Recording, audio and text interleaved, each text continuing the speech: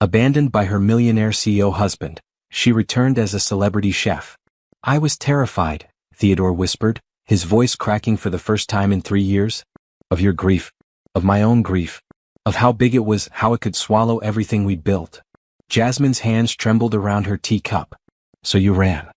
"I threw myself into saving the company because that was something I could control, something I could fix. But I was really running from you. From us.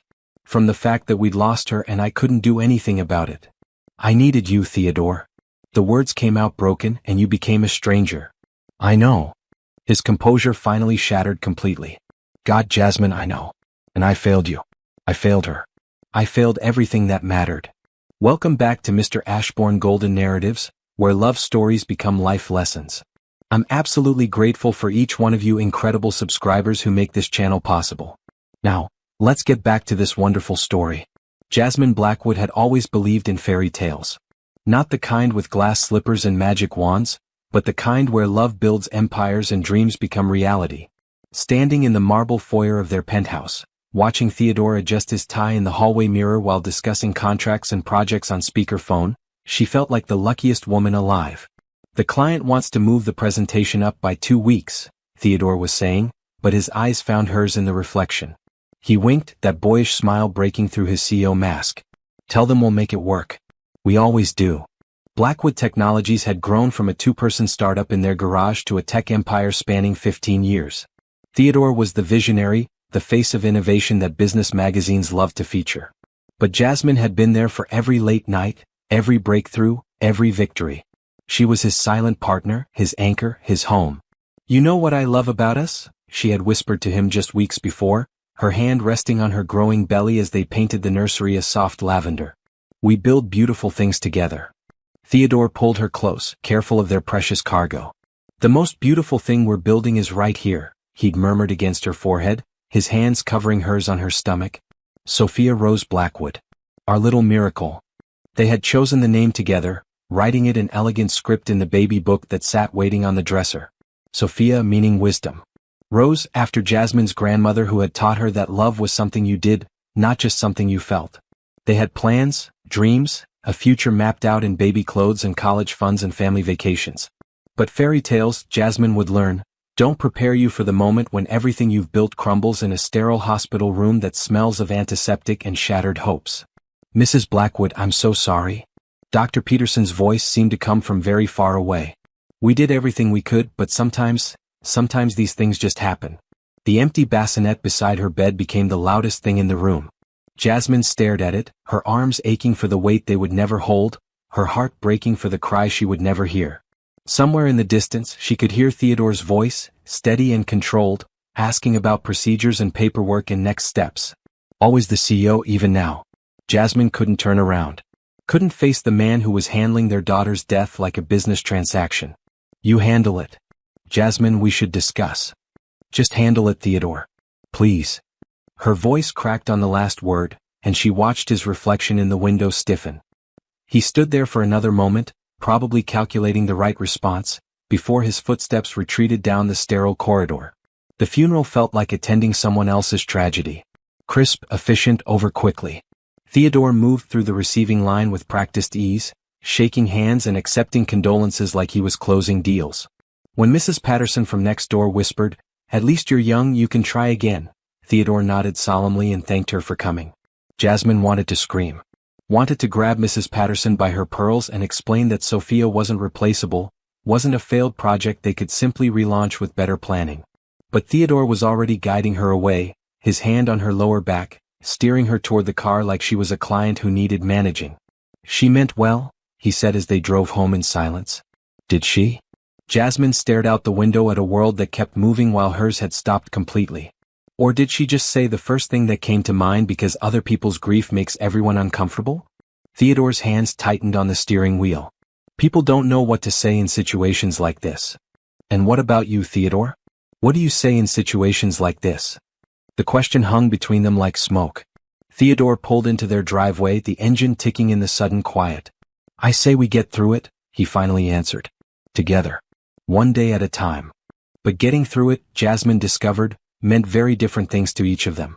The weeks that followed blurred together in a haze of casseroles from well-meaning neighbors and Theodore's increasingly frequent absences. Blackwood Technologies was facing its biggest crisis in the company's 15-year history.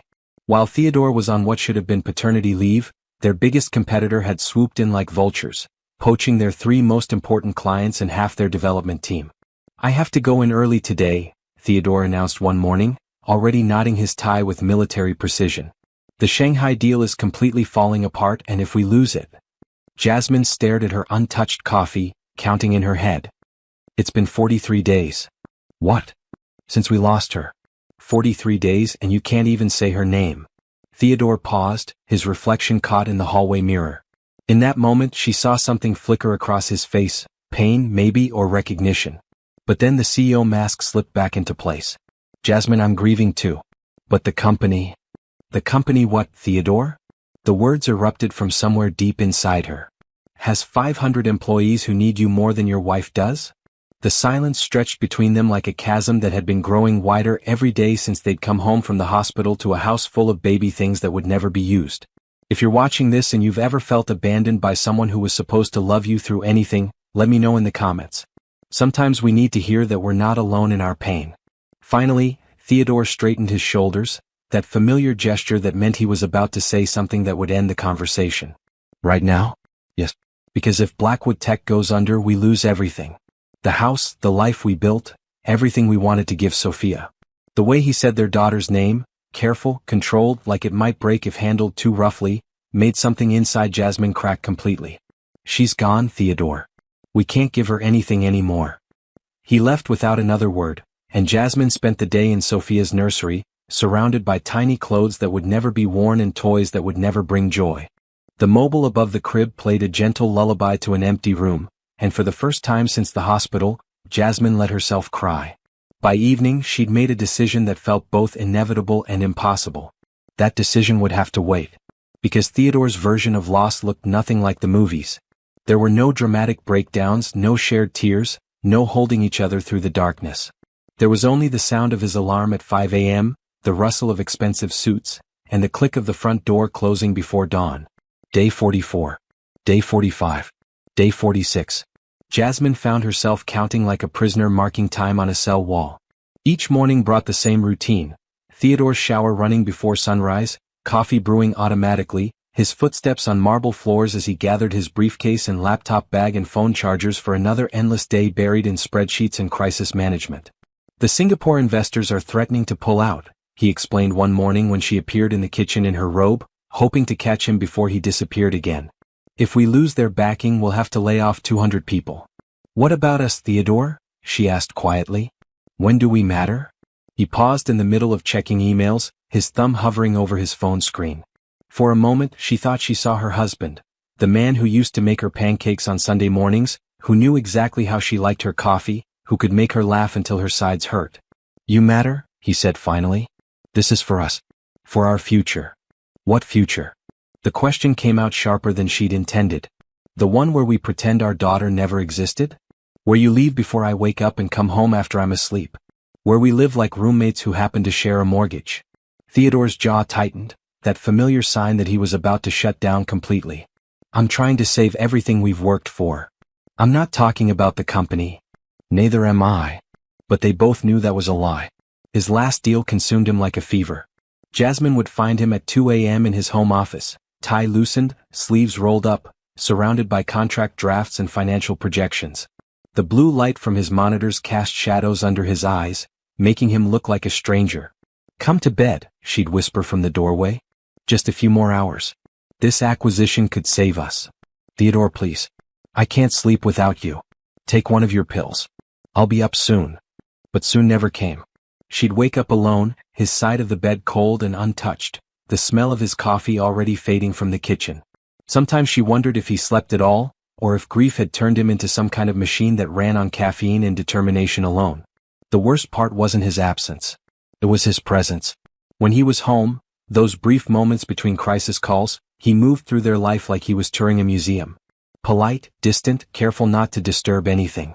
He'd ask about her day with the same tone he used for small talk with clients. He'd eat dinner while scrolling through emails, responding to her attempts at conversation with distracted hums. And he never, ever mentioned Sophia. Dr. Williams called, Jasmine said one evening as Theodore mechanically ate the pasta she'd made, his first real meal at home in a week. About the follow-up appointment.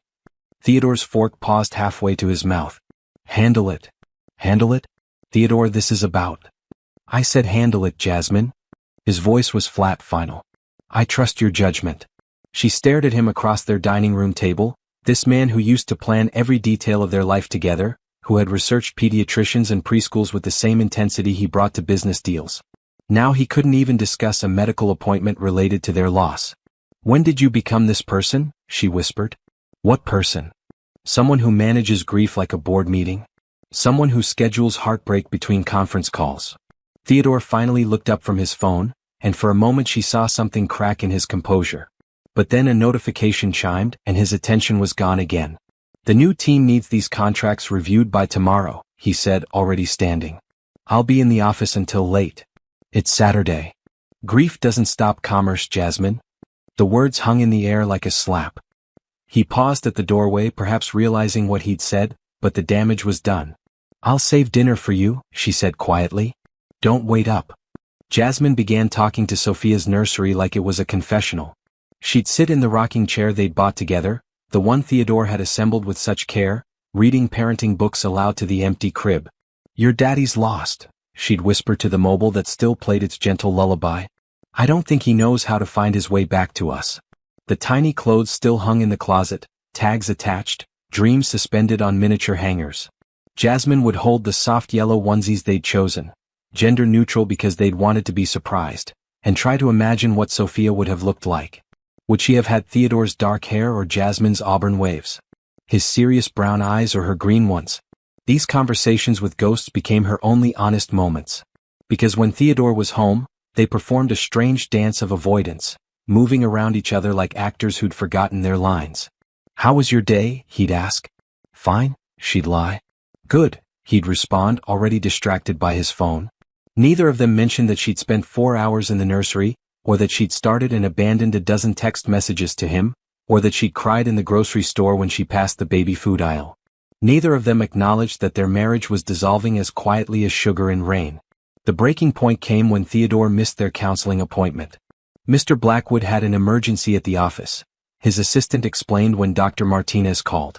The Frankfurt acquisition requires his immediate attention. Jasmine sat alone in the therapist's office, surrounded by tissues and motivational posters about healing, feeling like the biggest fool in the world. This pattern isn't sustainable, Dr. Martinez said gently. Grief shared is grief halved.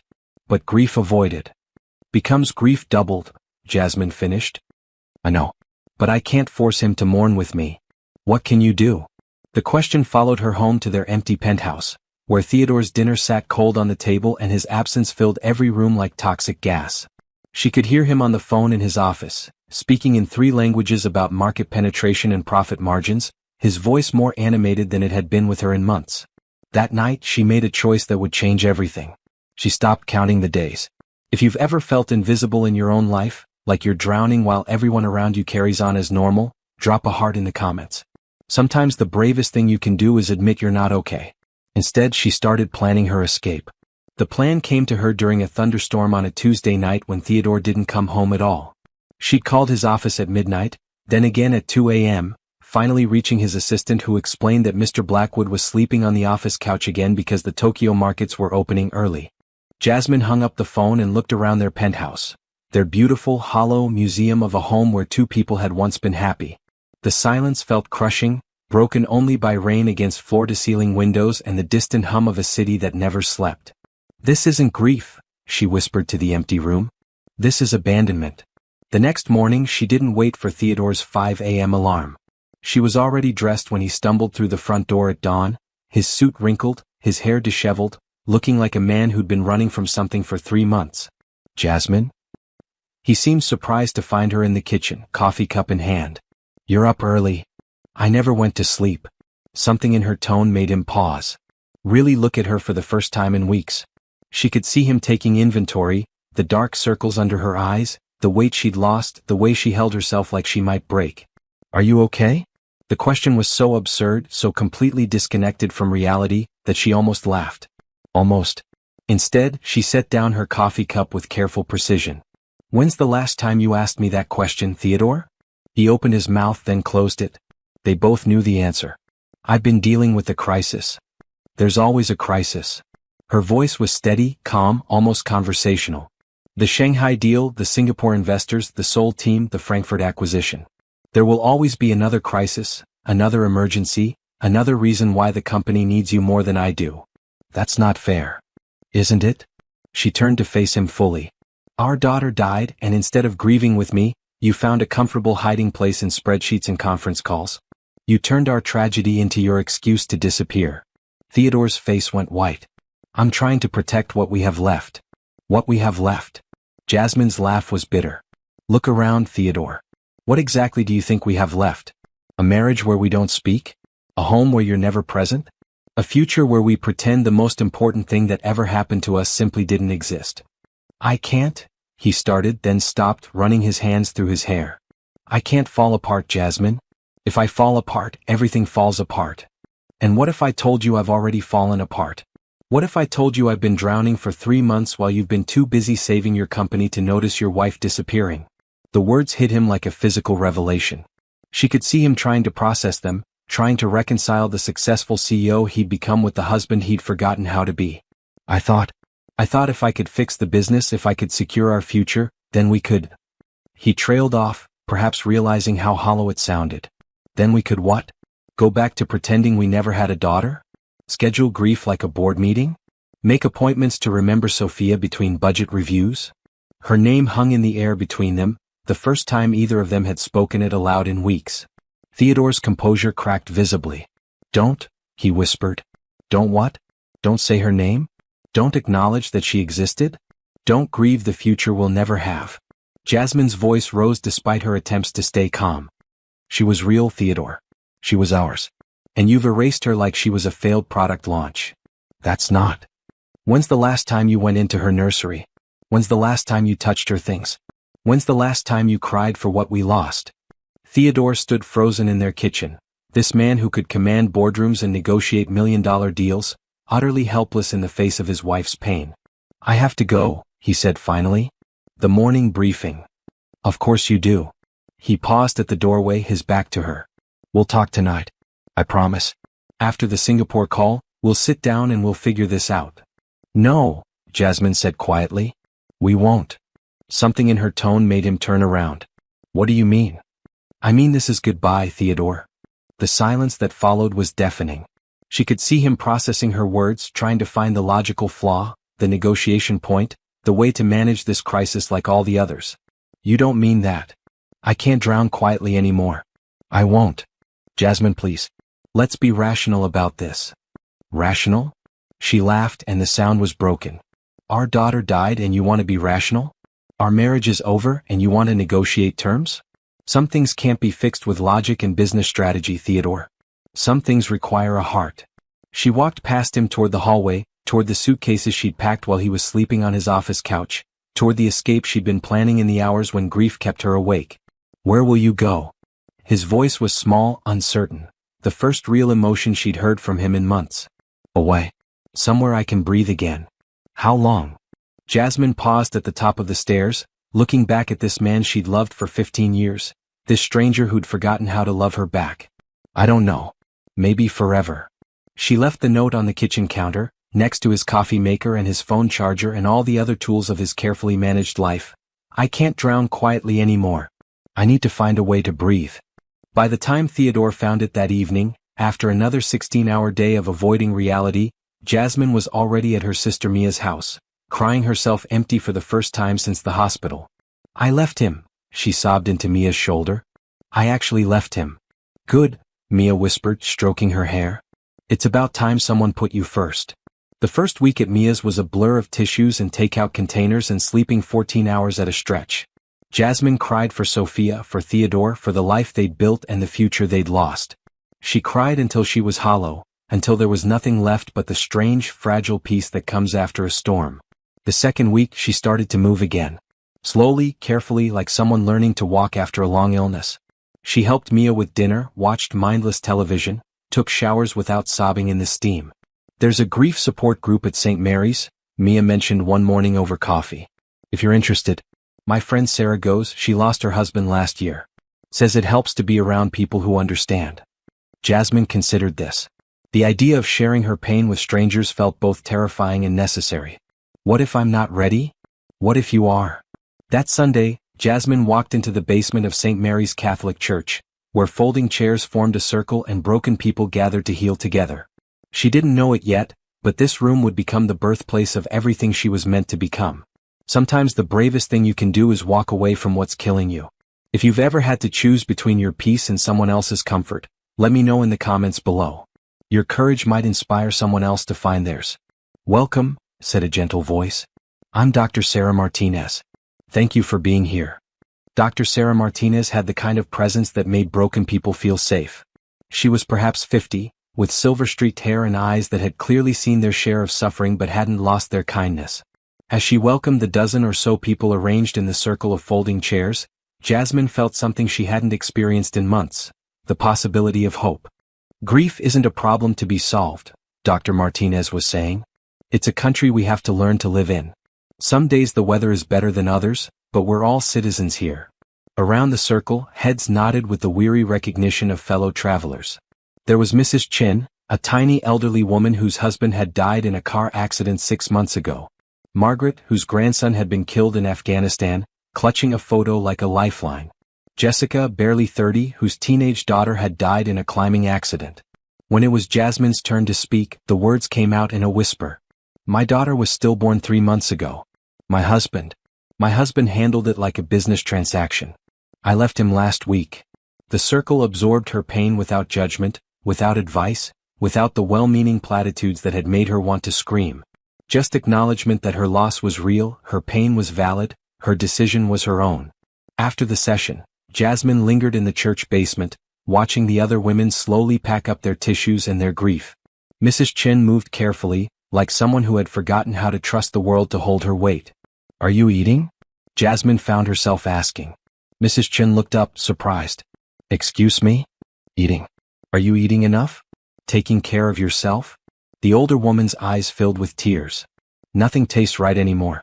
Food, it all tastes like cardboard. Like my husband never existed.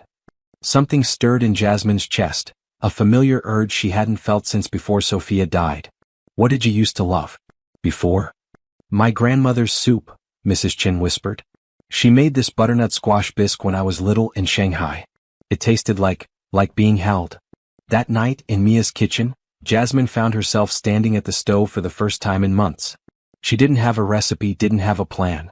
She just had an image of Mrs. Chen's face and the memory of what it felt like to want to feed someone, to nourish them from the inside out. What are you doing?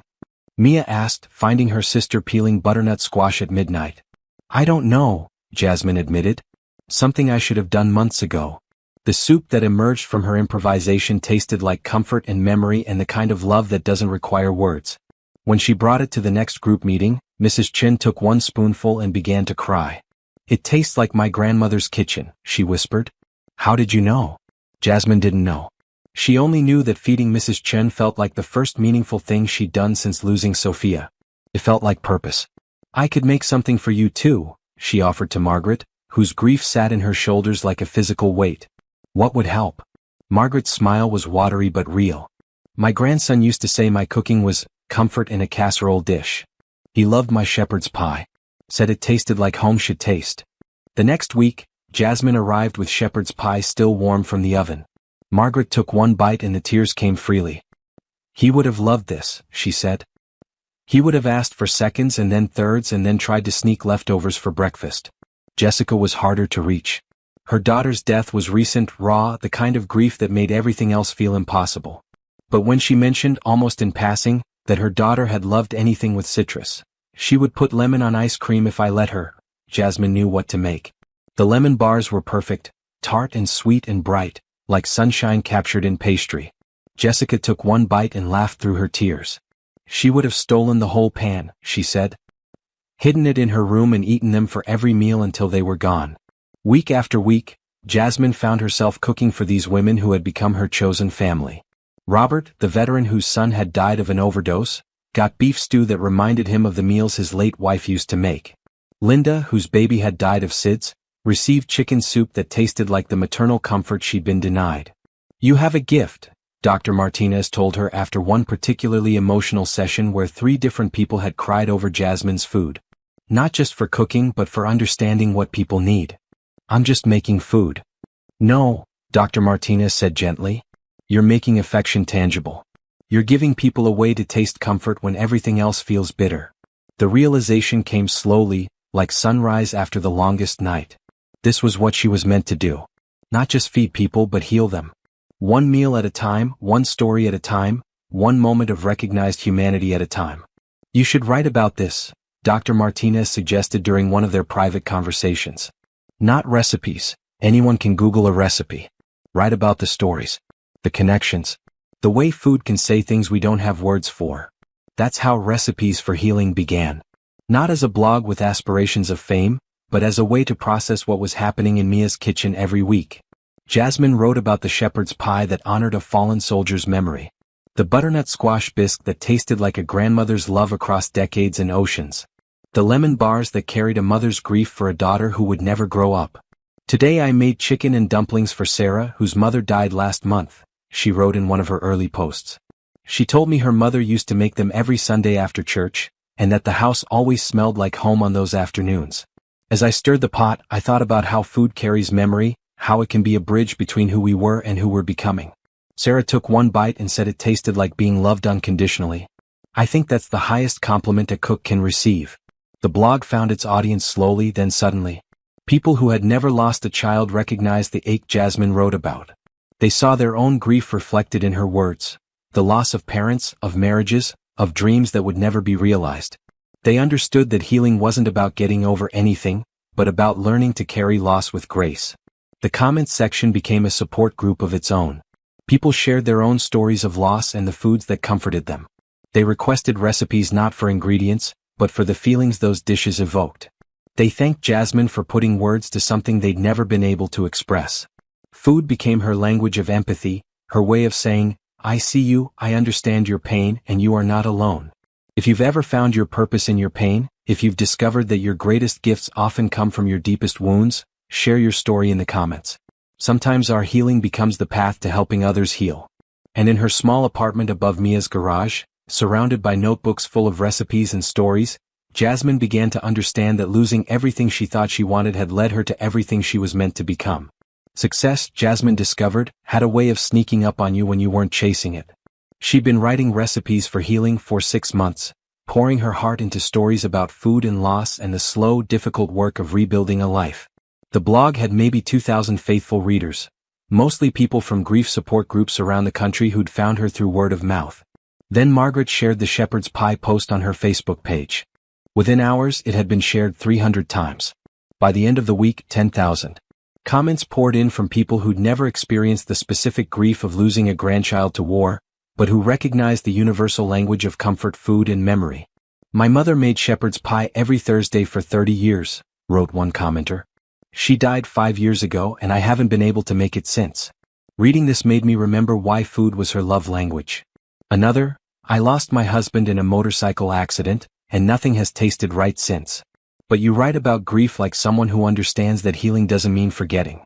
Thank you for giving me permission to still be sad while trying to live.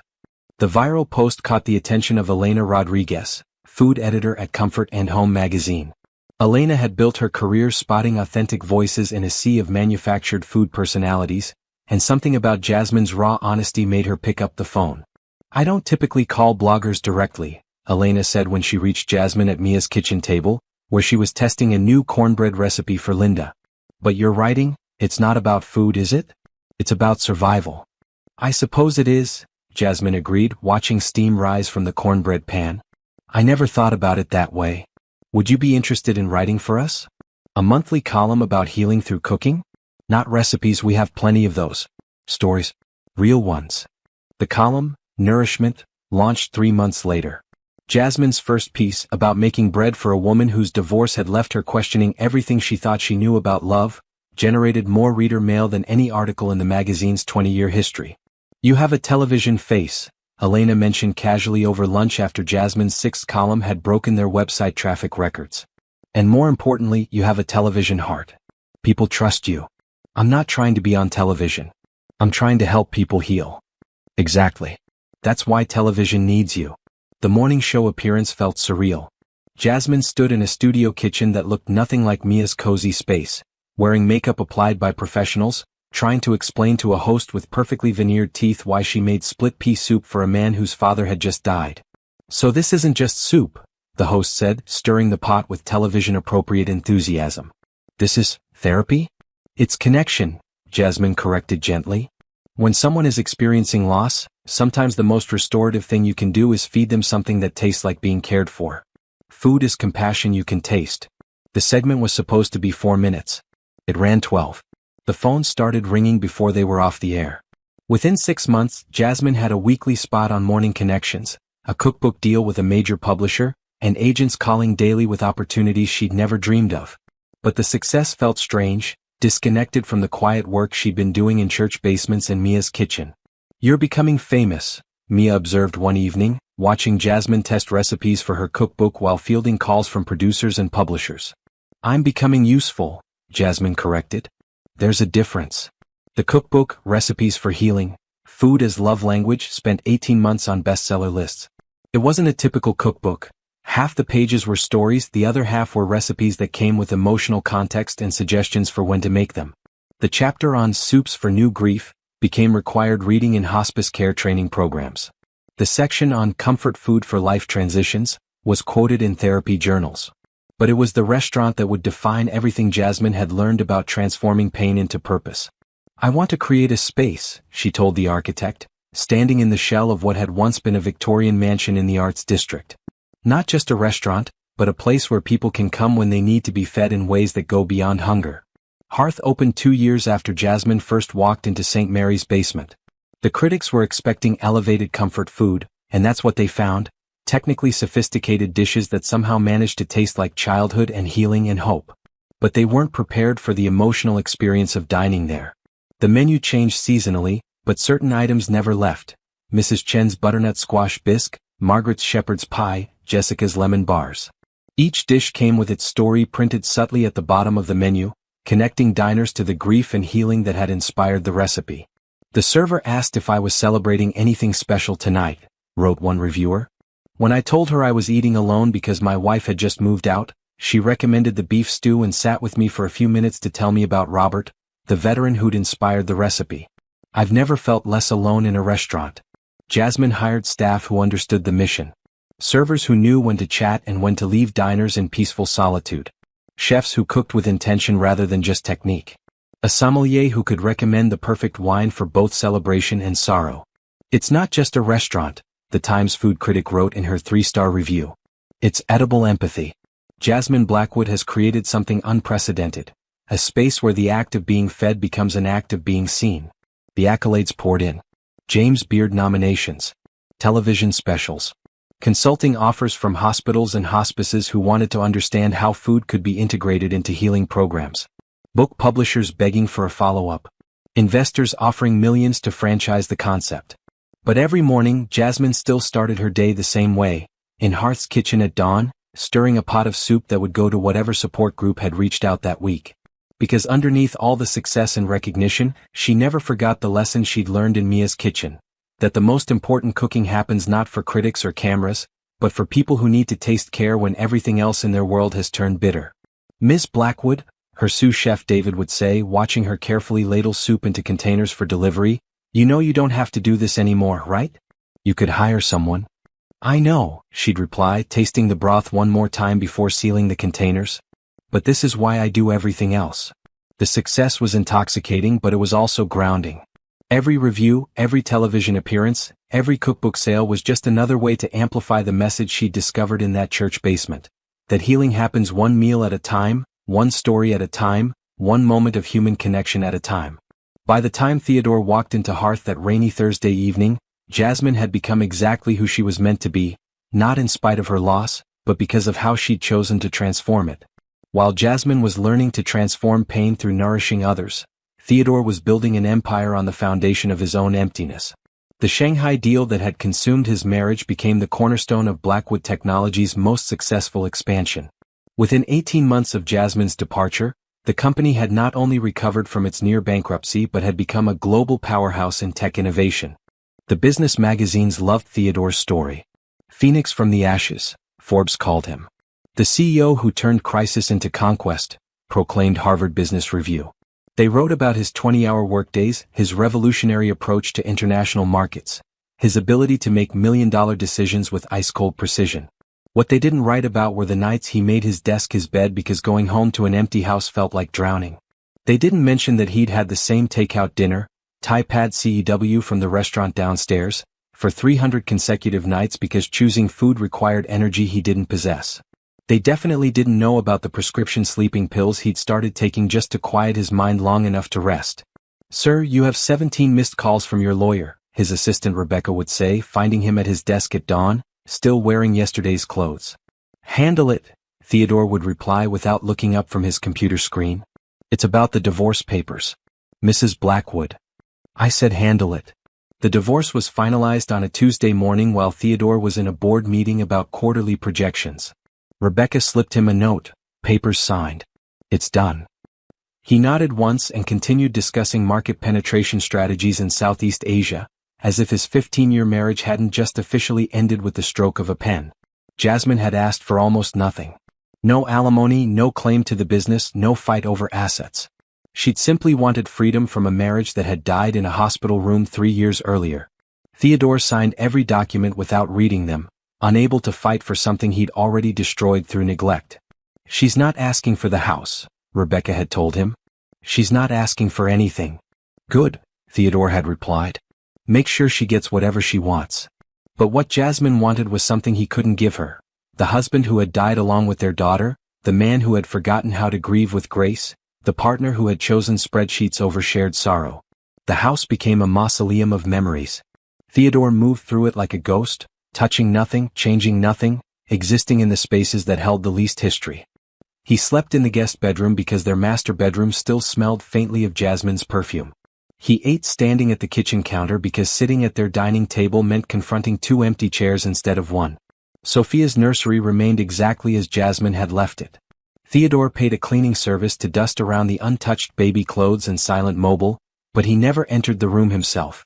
Sometimes, late at night when insomnia drove him to wander the halls, he would stand in the doorway and try to imagine what their daughter would have looked like, what her laugh might have sounded like, whether she would have had Jasmine's gift for making people feel loved.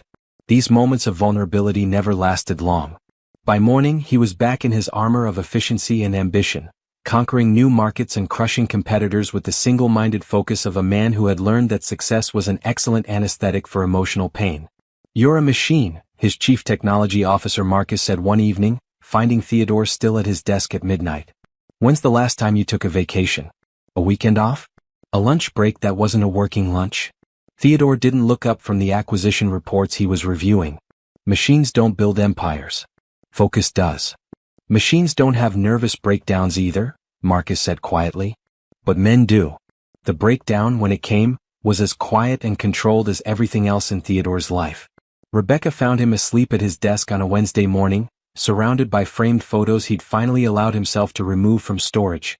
Pictures of Jasmine laughing at their wedding, ultrasound images of Sophia, snapshots of the life he'd systematically dismantled through emotional cowardice. "Mr. Blackwood?" Rebecca's voice was gentle, concerned. "Sir, it's 10 a.m. You have the investor meeting in 30 minutes. Theodore woke slowly, disoriented, his neck stiff from sleeping in his chair. For a moment, he didn't remember where he was or why his desk was covered with photographs that made his chest feel like it was caving in. "Cancel the meeting," he said hoarsely. "Sir?" "Cancel it. Cancel everything today." Rebecca stared at him. In 5 years of working for Theodore, she had never known him to cancel anything for any reason short of natural disaster. "Are you feeling ill?" Theodore looked around his office, the awards lining the walls, the view of the city he'd conquered, the empire he'd built from the ashes of his broken heart, and realized he couldn't remember the last time he'd felt anything at all. "Schedule me an appointment with someone," he said finally. "A therapist. Someone who works with executives." "Of course, sir." "Any particular specialty?" Theodore's eyes fell on the ultrasound photo of Sophia, their tiny daughter who would never get to see the world her parents had wanted to give her. "Grief," he whispered. "Someone who understands grief."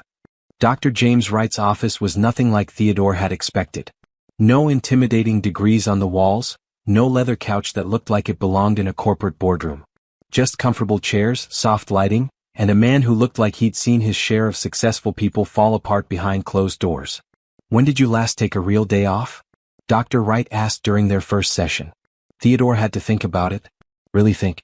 I took paternity leave when my daughter was supposed to be born. That was 2.5 years ago. That was bereavement leave." "Same thing."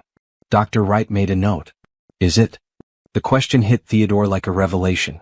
For 2.5 years he'd been treating his daughter's death like a business setback, something to recover from and move past. He'd never allowed himself to acknowledge that Sophia's loss deserved its own category of pain, its own timeline of healing. "I've been busy," Theodore said, defaulting to his usual justification. Busy avoiding grief? The directness of the question stripped away all of Theodore's carefully constructed defenses. He prided himself on his emotional control, his ability to compartmentalize, but something about Dr. Wright's steady gaze made evasion impossible. "I couldn't afford to grieve," Theodore said finally. "If I'd let myself fall apart, everything would have collapsed. The company, our employees, our future, everything Jasmine and I had worked for. And now the company's stronger than ever. We've exceeded every projection, expanded into 12 new markets, acquired 3 competitors. But how are you, Theodore?" It was such a simple question, but Theodore found he had no answer. When was the last time anyone had asked about him? Not his business performance or market strategies or quarterly projections. When was the last time he'd asked himself? "The company survived," Dr. Wright observed when Theodore remained silent. "But did you?" That night, Theodore did something he hadn't done since Jasmine left. He ordered food that wasn't Thai takeout, opened a bottle of wine that had been gathering dust since their last anniversary, and allowed himself to sit at their dining table. He looked at the photos spread across the surface, evidence of a life he'd been too afraid to remember, and for the first time in years he let himself cry. If you've ever achieved everything you thought you wanted only to realize it meant nothing without the people you love, share your story below. Sometimes success becomes our way of avoiding the hard work of being human. The tears, when they finally came, felt like waking up from a very long, very lonely dream. The rain started just as Theodore's car pulled up to the Victorian mansion that housed Hearth. He'd chosen the restaurant blindly, letting his business partners select the venue for their celebration dinner. The Frankfurt acquisition had closed that afternoon, another victory to add to Blackwood Technology's impressive portfolio, and his investors wanted to toast their success somewhere that reflected their elevated status.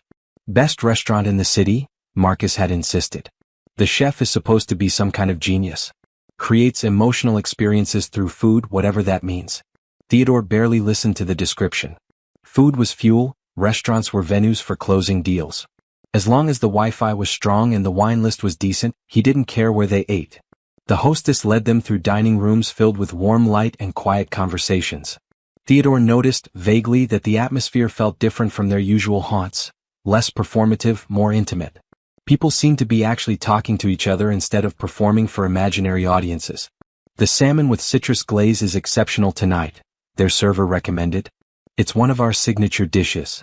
Something about the phrase tugged at Theodore's memory, but he was already distracted by emails pinging on his phone.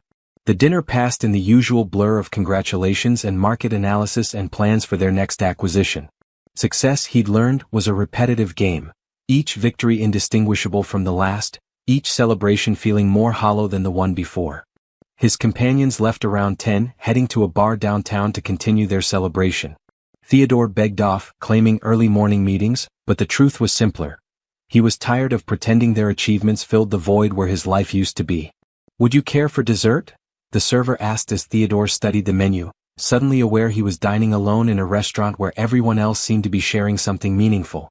That's when he saw her. Jasmine emerged from the kitchen wearing chef's whites, moving through the dining room with a confidence he'd never seen before. She stopped at tables, checking on guests, listening to their stories with the kind of attention he remembered from their early days together. She was thinner than he remembered, her auburn hair shorter, but there was something in her posture that spoke of hard-won peace. She was happy. Genuinely, radiantly happy in a way that made his chest ache with recognition and loss. Theodore watched her approach a table where an elderly man sat alone, his shoulders shaking with what looked like grief. Jasmine knelt beside his chair, speaking quietly, her hand resting gently on his arm.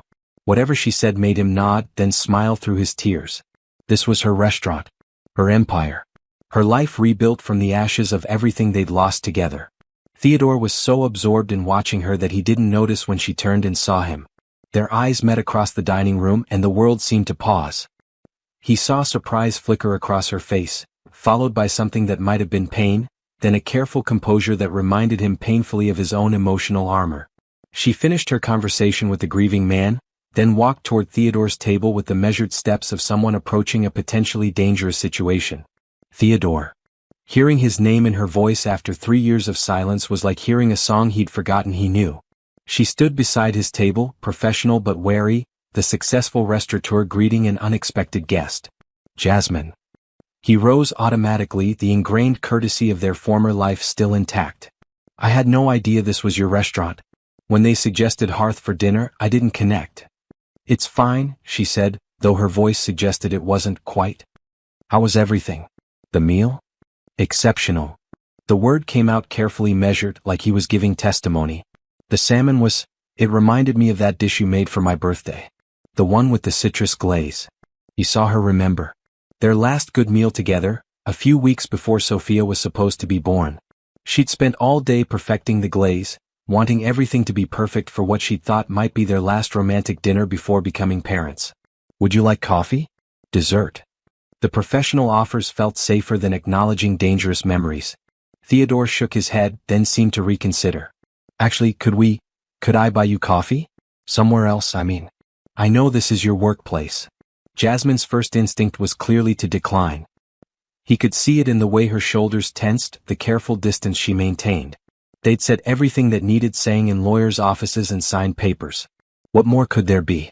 But something in his expression, not the controlled CEO mask but something more vulnerable, made her pause. There's a place around the corner, she heard herself say. 24-hour diner. I sometimes go there after closing to decompress. Would you mind? I know it's been years and we don't owe each other anything, but He stopped, started again. I've been thinking about a lot of things lately. About what happened. What I did wrong. Jasmine studied his face, looking for manipulation or agenda, but found only exhaustion and something that might have been genuine regret. Okay, she said. Give me 15 minutes to close things down here. Theodore waited in his car, watching rain streak the windows while Jasmine finished her closing routine. Through the restaurant's windows, he could see her moving efficiently through the kitchen, checking equipment, saying goodnight to staff. She moved like someone who belonged exactly where she was, someone who had found their purpose and was living it fully. The diner was exactly what Jasmine had promised. Fluorescent lit, vinyl booth basic, the kind of place where conversations could happen without pretense. Theodore ordered coffee black, Jasmine got tea with honey. They sat across from each other like strangers negotiating a truce. You look good, Theodore said, then immediately seemed to regret the personal observation. I mean, you look successful. Happy. I am happy, Jasmine said, and he could hear the surprise in her own voice as if she'd discovered this fact recently. Or learning to be. It took a while. I saw the cookbook, the TV appearances. I'm proud of you. The words hung between them, loaded with history and hurt. Jasmine stirred honey into her tea and waited. Theodore had asked for this conversation. Let him navigate it. I need to tell you something, he said finally. About why I wasn't there. After Sophia died. Jasmine's hand stilled on her spoon. They'd never talked about this directly, not the real reasons, not the choices that had destroyed them. The fluorescent lights hummed overhead, casting harsh shadows that made them both look older, wearier, like survivors of a war only they understood. Outside, the city continued its restless movement, but inside the diner, time seemed suspended between what was lost and what might yet be salvaged. Sometimes the conversations that change everything happen in the most ordinary places. If you've ever had to sit across from someone who broke your heart and listen to them explain why, share how it felt in the comments. Healing often requires hearing truths we're not sure we're ready for. I was terrified, Theodore began, his voice barely above a whisper. I was terrified, Theodore continued, his voice cracking for the first time in 3 years. Of your grief. Of my own grief. Of how big it was, how it could swallow everything we'd built. Jasmine's hands trembled around her teacup. The words she'd waited 3 years to hear were finally coming, but they felt like reopening a wound that had barely healed. So you ran, she said quietly. I threw myself into saving the company because that was something I could control, something I could fix. But I was really running from you. From us. From the fact that we'd lost her and I couldn't do anything about it. The honesty in his voice was devastating. This wasn't the controlled CEO who had managed their daughter's funeral like a board meeting. This was a man who had finally stopped hiding from his own cowardice. I needed you, Theodore. The words came out broken, raw. Our daughter died and you became a stranger. I know. His composure finally shattered completely. God, Jasmine, I know. And I failed you completely. I told myself I was being strong for both of us, that someone had to hold things together, but that was complete nonsense. I was a coward. Tears she hadn't expected stung Jasmine's eyes. Why are you telling me this now? Theodore looked out the diner window at the empty street, gathering courage for the complete truth. Because I've spent 3 years in therapy trying to understand how I became someone who could abandon his wife when she needed him most. And because you deserved better than what I gave you. You deserved a partner who could sit in the darkness with you instead of running toward the nearest distraction. I left you too, Theodore. I could have fought harder for us. No. His voice was firm, absolute. You tried. For months you tried to reach me, to include me, to grieve together. I shut you out completely. Leaving was the only sane choice you had left. They sat in silence for a long moment, the weight of years and loss and mutual failure settling between them like snow. The fluorescent lights hummed overhead, casting everything in harsh relief. Two people who had loved each other deeply and destroyed that love through fear and misunderstanding. I dream about her sometimes, Jasmine said quietly. About what she would have looked like. Whether she would have had your eyes or mine. Mine, Theodore said without hesitation, and for the first time that evening he smiled. She would have had your eyes. Green like sea glass. That's how I always imagined her. Jasmine smiled through her tears. She would have had your stubborn streak. And your laugh. And your terrible morning hair. And your way of humming when you cook. They were both crying now, finally grieving together what they'd lost separately. Not just Sophia, but the life they'd planned, the family they'd wanted to build, the version of themselves that had existed before loss taught them how small they really were. I started a foundation, Theodore said as their tears quieted. About 6 months ago. For families dealing with infant loss. Funding research, supporting grief counseling, helping with funeral costs for families who can't afford them. Jasmine looked up in surprise. I didn't know. I haven't publicized it. It felt too personal. Too much like trying to buy forgiveness. He traced patterns on the diner table with his finger. But after what happened to us, I couldn't stand the thought of other families going through that isolation alone. That's beautiful, Theodore. It's not enough. It doesn't bring her back, doesn't fix what I broke between us. But it's something.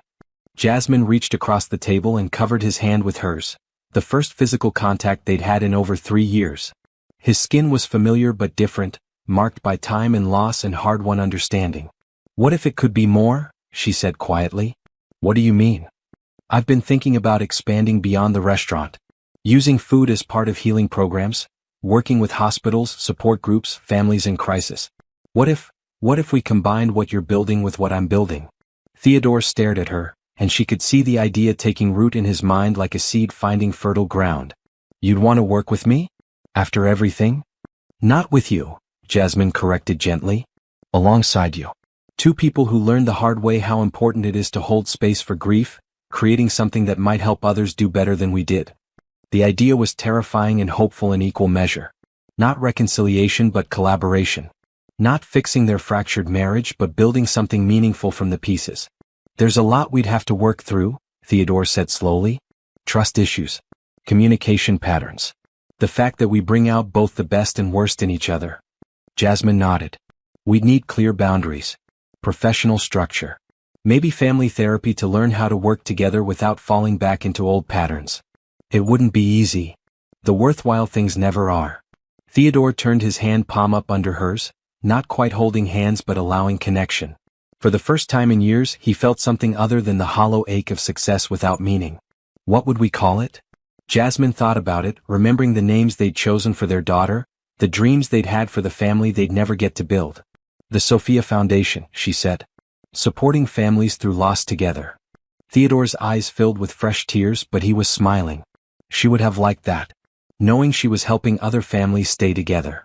She would have been proud of both of us, Jasmine said. For finally figuring out how to honor her properly. The conversation continued for another hour, mapping out possibilities and parameters, discussing logistics and emotional boundaries. They wouldn't be rebuilding their marriage, that version of themselves had died with Sophia, but they might create something entirely new. Something that honored their love by helping others preserve theirs.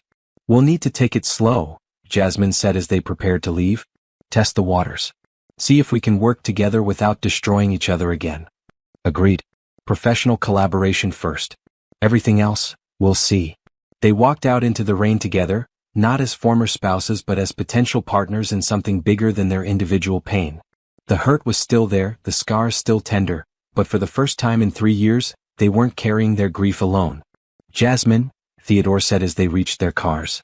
"Thank you. For listening. For considering this crazy idea. For not giving up on the possibility that something good could come from something so terrible." "Thank you for finally telling me the truth," she replied. "And for caring enough about other families to turn your pain into purpose." They drove away in different directions toward different lives, but carrying the same hope. That love, even damaged and transformed beyond recognition, could still create something beautiful in the world. The Sophia Foundation would become their greatest collaboration. Not because they found their way back to each other but because they found a way forward as partners. 2 years later, the first annual Sophia Foundation Family Day took place on a sunny Saturday in May, in the gardens behind Hearth Restaurant. The Victorian mansion's backyard had been transformed into a sanctuary of hope.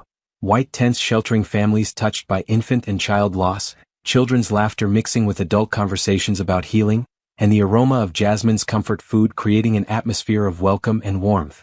Jasmine moved through the crowd with practiced grace, making sure everyone felt included, that no one sat alone, that the children present, siblings and rainbow babies, had activities to keep them occupied while the adults shared their stories. She wore a simple sundress and her signature chef's apron, her hair pulled back in a ponytail, looking more like a favorite aunt than the celebrity chef she'd become. "Mrs. Rodriguez, how are you doing?" she asked, kneeling beside a woman whose twin boys had been stillborn 6 months earlier. "Have you tried the butternut squash bisque? It's Mrs. Chen's recipe, she's here somewhere, she'd love to meet you." Mrs. Rodriguez's eyes filled with tears of recognition rather than grief. "You understand, don't you? What it's like when people tell you to move on, like your babies never mattered." "I understand completely," Jasmine said, squeezing her hand. "And they did matter. They'll always matter." Across the garden, Theodore worked with equal purpose but different energy. He moved among the fathers who'd struggled to process their grief, connecting them with support resources and each other. Over 2 years of foundation work, he'd learned to listen without trying to fix, to sit with sadness without rushing toward solutions. "The support group meets every Tuesday evening," he was telling James, a man whose daughter had died of leukemia. "It's just fathers, guys who understand that we're supposed to be strong but sometimes strength looks like admitting you're broken." "Will you be there?" James asked. "Every week," Theodore promised. "We help each other figure out how to carry this without drowning in it." They worked in parallel orbits, occasionally crossing paths to coordinate or share a brief update, but never lingering. They'd found their rhythm over the past 2 years, collaborative but not intimate, caring but not romantic. They were something unprecedented, 2 people who'd failed each other completely and learned to build something beautiful from the wreckage. "The photographer wants to get some shots of you and Theodore with the memorial garden," called Sarah Martinez, the grief counselor who'd first suggested Jasmine document her recipes. Dr. Martinez had become the foundation's chief counseling director, helping to train other therapists in their integrated approach to healing. Jasmine looked across the crowd and caught Theodore's eye. He nodded and began making his way toward the small garden they'd created in Sophia's memory, not overwhelming or maudlin, just a quiet corner with benches and flowering plants where people could sit and remember. They stood together in front of the garden's centerpiece, a simple stone engraved with their daughter's name and the foundation's mission, helping families navigate loss together with love. "Think she'd approve?" Theodore asked quietly as the photographer adjusted his settings. Jasmine looked around at the families who'd found each other through their foundation, at the children playing while their parents shared stories and support, at the tables full of food that nourished both body and spirit. In 2 years, the Sophia Foundation had helped over 300 families, funding everything from funeral costs to family therapy to restoration retreats. But more than the numbers, it was the connections that mattered, the way isolated people found community, the way shared pain became shared recovery. "I think she'd be proud," Jasmine said. "Of both of us. Of what we learned to build after we learned how to let go." The camera clicked, capturing the moment.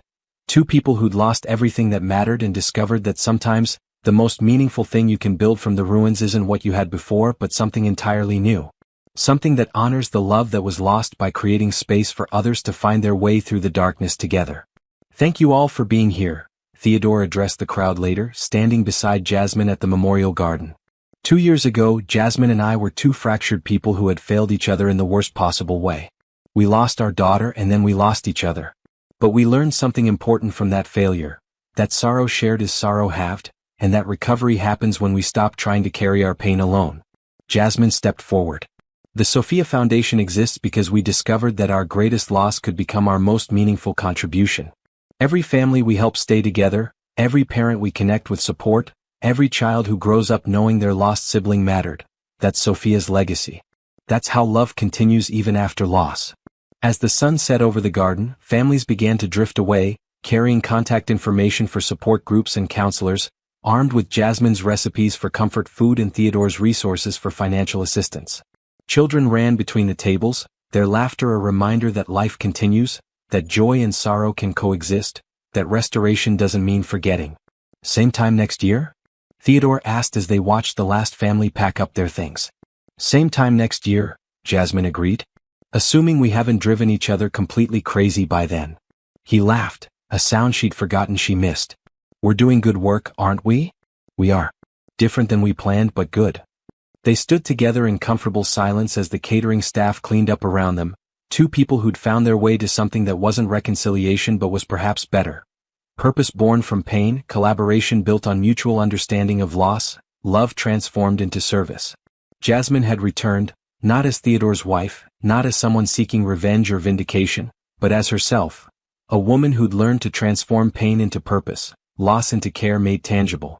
And Theodore had learned something equally important, that sometimes the greatest act of love isn't holding on, but letting go gracefully enough that what remains can grow into something beautiful. They were both exactly where they belonged, building something that honored what they'd lost by helping others preserve what they still had. If this story touched your heart, if you believe that our greatest pain can become our most powerful purpose, please share it with someone who needs to hear that healing is possible.